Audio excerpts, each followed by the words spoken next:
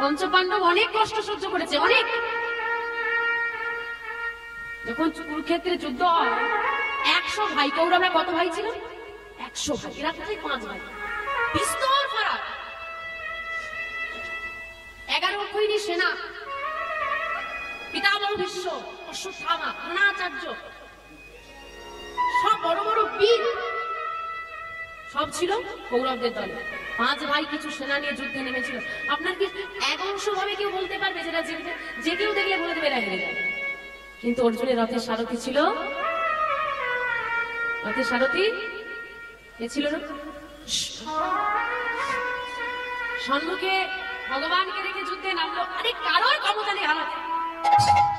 বিপক্ষ দল যত বলশালী হোক না কেন, যদি তুমি বিশ্বাস করে ভগবানকে সামনে রেখে নামতে পারো, তোমার কষ্ট হবে, কিন্তু কোনোদিন তুমি